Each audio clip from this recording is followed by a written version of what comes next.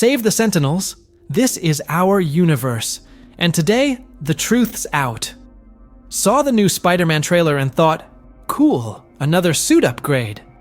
Yeah. Think again. What looks like a simple upgrade might actually be the biggest visual and symbolic shift since No Way Home. But before we get into that, we're about to hit a major milestone here on the channel. We're almost there. If you're into grounded theories, cinematic breakdowns, and real-deal geek analysis, hit that sub button. This is where the real fans hang out. Now, lock in on this one detail. We see Tom Holland in an abandoned warehouse. Dim lighting. He's dead center, eyes forward. Looks like a throwaway moment, until he moves. That's when you spot the suit. And no, it's not some Stark Tech remix or marketing refresh. It's a statement. The fabric? That deep, reflective blue. Same material he stitched by hand at the end of No Way Home. The emblem. Sharper, more aggressive. Feels like a cross between Tobey's Spider and the Ultimate Comics era. The raised webbing? That's fan service, but with precision. But here's what most people missed. And it's not just the design. That clean, tighter haircut? It's a signal. Time has passed. Peter's evolved, just like Kevin Feige and Amy Pascal teased. He's in Spider-Man 24/7 mode now. No backup, no Stark Tech. Just him, grinding it out. This isn't just another chapter. It's the rebirth of Spider-Man. Completely anonymous, without a civil identity, without school records, a faceless vigilante acting on his own. And that changes the way his uniform is constructed. It's as if the suit tells a story of isolation.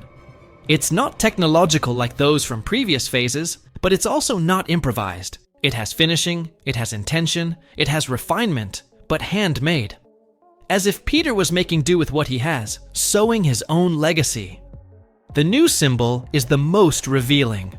It directly references Andrew Garfield's Spider-Man and Tobey Maguire's. Coincidence? Hardly. Marvel knows the emotional weight these symbols carry. And if the suit is a reflection of the hero's mind, then this Peter still feels the weight of multiversal memories. But there's one thing that almost no one noticed about this suit, and that can reveal what's really to come. If this content is connecting you with the truths of the multiverse, go ahead and like it and join our secret subscriber line. The suit may be the lure, but what it reveals goes far beyond aesthetics. Every detail of this new uniform communicates something about the current psychological state of Peter Parker.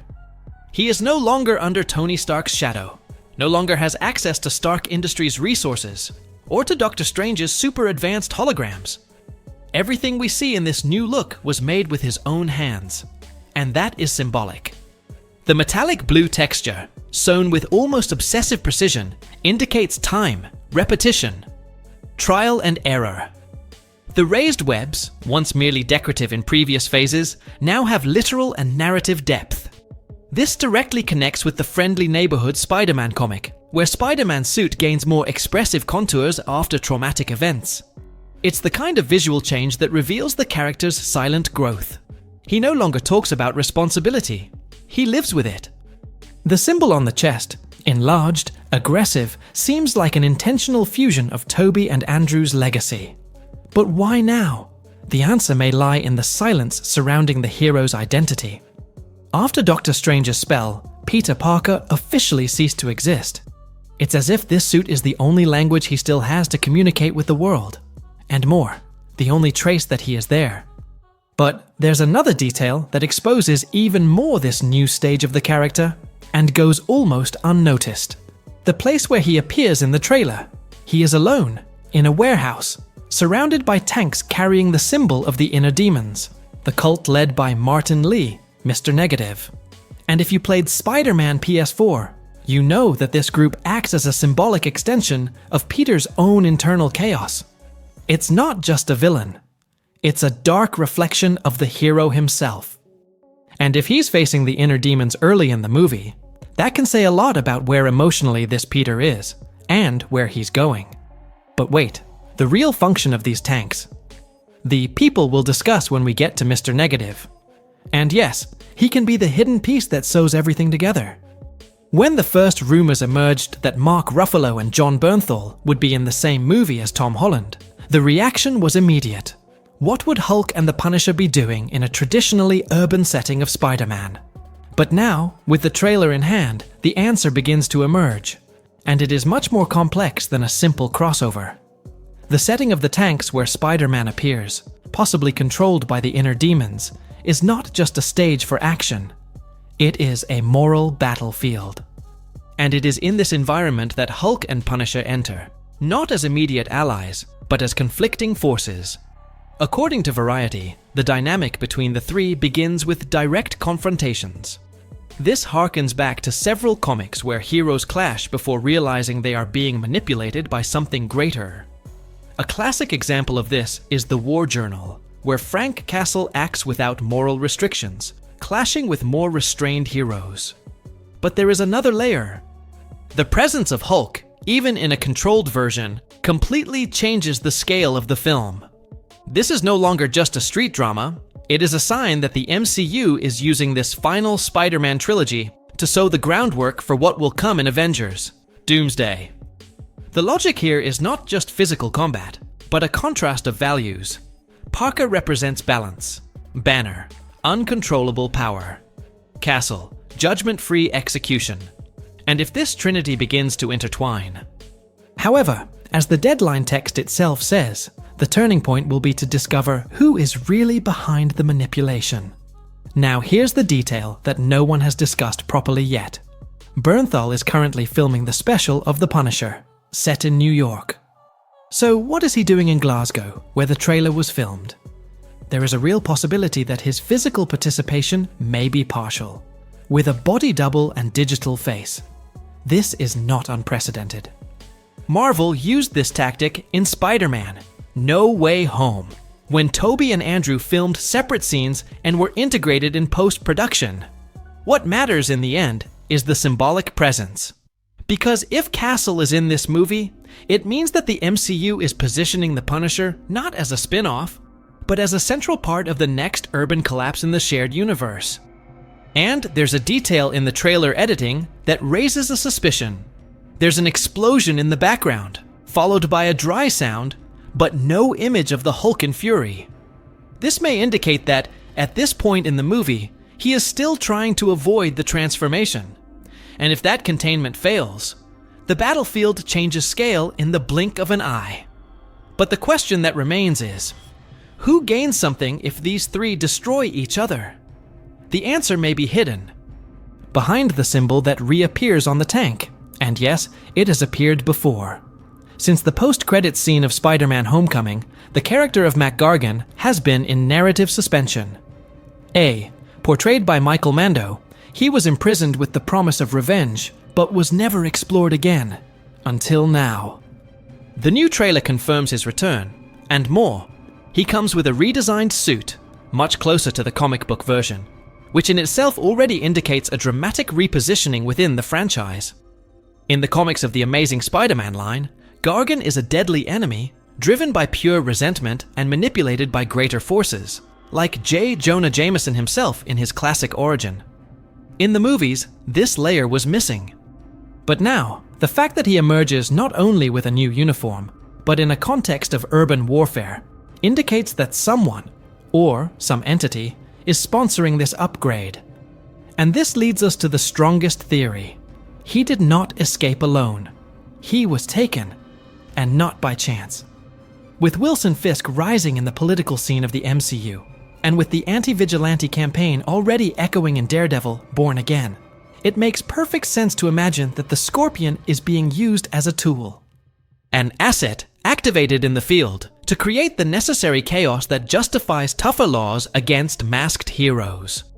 But there is another name circulating among the recent leaks, and that matches the visual elements of the trailer. Martin Lee, Mr. Negative. If the theory is confirmed, Lee is financing the inner demons to take control of the underground crime in New York. And the Scorpion may be his armed arm. Remember the technological bracelet that Gargan wore at the end of Homecoming? AQ. That was already a prelude to a heavy engineered suit, approaching the ultimate Scorpion version. In other words, no random mutation or animal toxin. Here, the Scorpion is a weapon. Cold, articulated, controlled by another brain. But the most symbolic detail is in the silence with which the trailer reveals it. No words, no impactful scene. Just flashes. This is the language of someone preparing the ground. The kind of presentation that subtly plants a villain, only to come in full force in the second act. And if you look closely, there is a texture on the suit's carapace that resembles the design of the Inner Demon's vehicles. Coincidence? Hardly. Everything indicates that the Scorpion is being redesigned not only in appearance, but in purpose. He is no longer a criminal thirsty for revenge. He is a strategic piece in someone's game who prefers to act in the shadows. And the signature of all this? It has already appeared on the tank, and now returns on a much larger scale.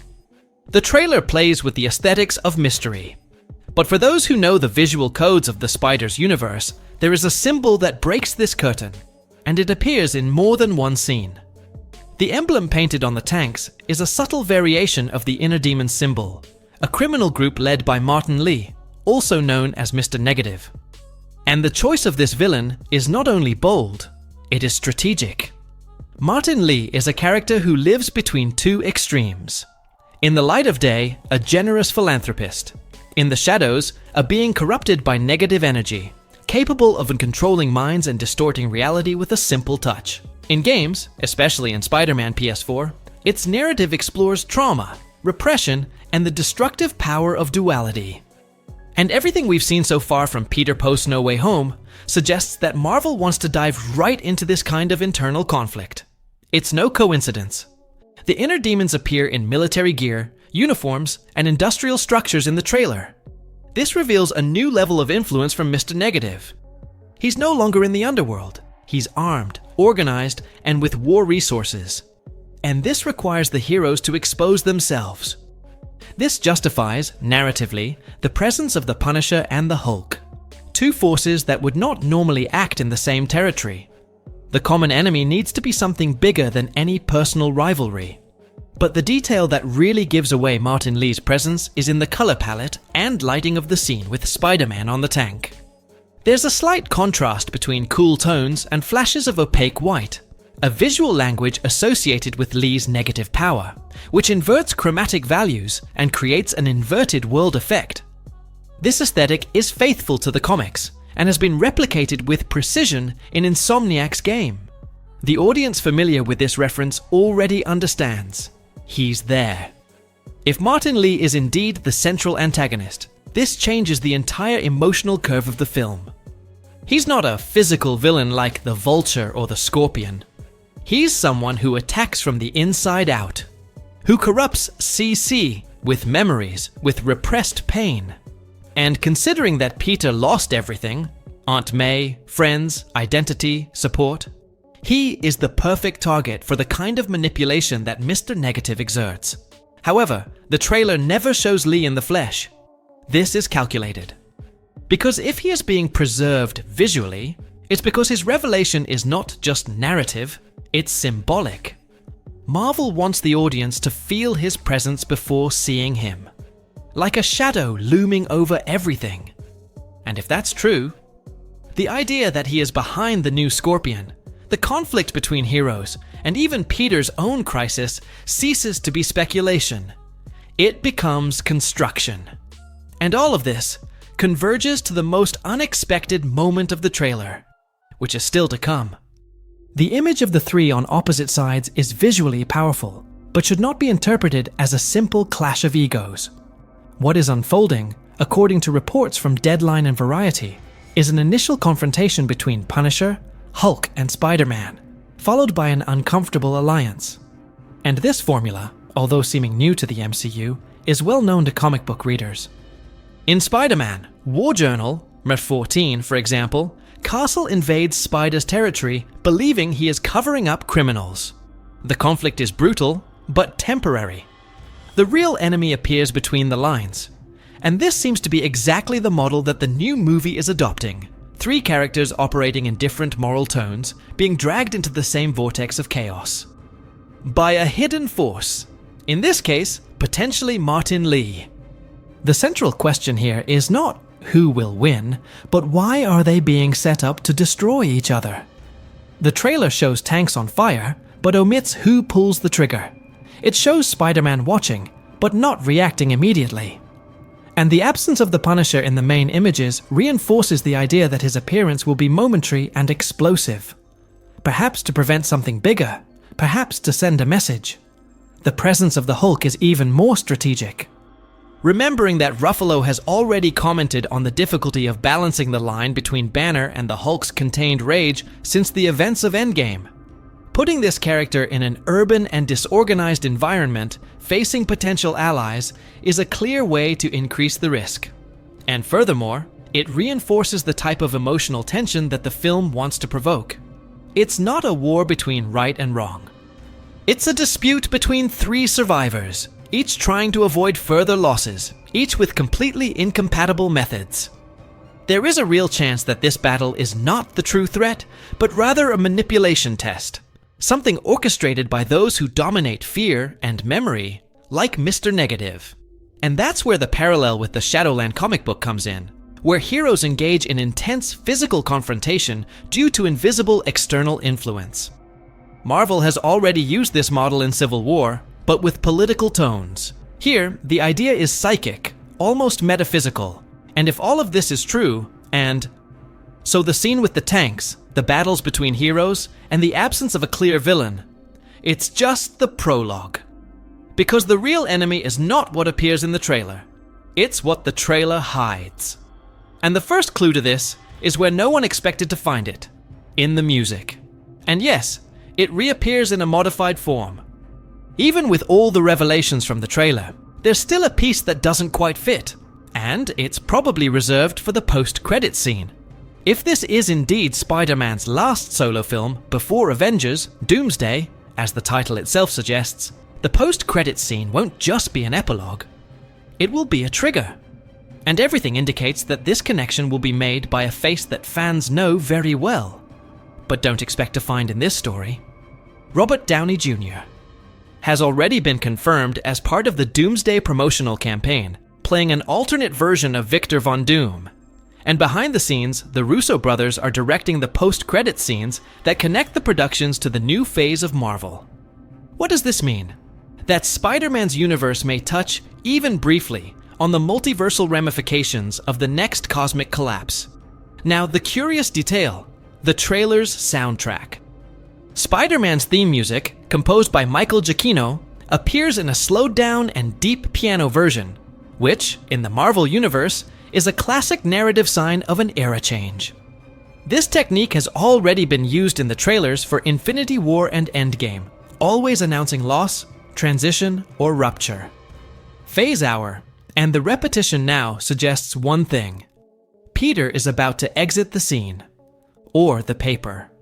But there is something that reinforces this reading even more. In the trailer, we don't see Peter putting on the mask, and this could be just a technical detail, or a symbolic choice. If the post-credits scene shows that he is being prepared for something bigger, maybe even a sacrifice, that would explain the emotional focus on the face, the gaze, the expression of tiredness. The absence of the mask could be the harbinger of the final identity revelation, or the farewell. Marvel's history also helps build this expectation. In Homecoming, the post-credits scene was light. In No Way Home, it was revealing. Now, with Brand New Day, the tendency is for something impactful, perhaps visually disconnected from the rest of the film, as it was with Eternals and Blade, or Multiverse of Madness and Clea. The difference is that now the audience already expects this, and any misstep will seem weak. If Marvel really wants to prepare the ground for Doomsday with weight, it needs a post-credits scene that breaks the structure. That brings the unexpected. Whether it's a line from Doctor Doom, a visual rupture in reality, or even a new character emerging from the void left by Strange. All of this would be consistent with the growing tension that the trailer builds. But above all, the post-credits scene needs to confirm one thing: that Peter Parker still has a role to fulfill. and that perhaps this role goes far beyond New York. But there is one last clue in the trailer that it can change everything. And it's in a detail that, so far, almost no one has noticed. There's something strange about this Peter, and it's not just the haircut, the new suit, or the visual tone of the trailer. It's the posture, the silence, the total absence of human interaction. From the first frame, this spider behaves like someone on a mission, but without ties. No humor, no doubt, no hesitation. And this is completely different from the Peter we saw at the end of No Way Home, who, although injured, still carried hope in his eyes. This abrupt change in tone rekindles a suspicion that began in forums but has been gaining traction. What if this is not the same Peter Parker? What if what we are seeing is actually a variant?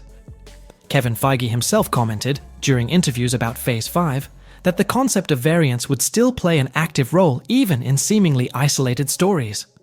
And if we consider that Avengers, Doomsday will deal with multiversal collisions, it may make sense to already plant alternative versions of known heroes, even subtly. It wouldn't be the first time Marvel has done this. The Loki we followed in the series is not the same as in Infinity War, and Sylvie emerged without fanfare, but changed the entire logic of the multiverse. Now, there is a technical detail that reinforces this theory: the suit. It is extremely similar to the one in No Way Home, but with modifications that don't make sense just as aesthetic evolution. The textures are more robust, the spider on the chest has volume, and the web shooters seem to be from another engineering. It's as if this Peter is replicating a suit he saw, not one he lived, which raises another possibility. What if this version of Peter is not exactly a variant, but a projection? Someone who took on the role. A construction shaped to act as Spider-Man, without the emotional ties that previously defined the character. This would explain the total absence of MJ, Ned, or any direct reference to Peter Parker's life. He acts like Spider-Man, but without a civilian identity, literally. In the comics, we have seen this happen in arcs like the Clone Saga and Spider-Verse, where artificial or substitute versions take on the mantle without knowing exactly who they are. And in practice, what Marvel did at the end of No Way Home was erase Peter Parker from the world. This creates within the canon the possibility for the hero to become a legend, and anyone who wears the suit becomes the symbol. A Spider-Man without a face, without a name. Just the myth. If this is the direction, we are facing something much bigger than a new trilogy. We are facing the collapse of the concept of a secret identity in the MCU. And at this point, everything can be redefined. Even what it means to be a hero. But is the audience ready for this? Or is this theory just the beginning of a silent retcon? Let me know in the comments. And if you haven't seen the connections of this movie with the possible new Avengers yet, the next video will show you how this Spider-Man can be the most unstable link in the multiverse.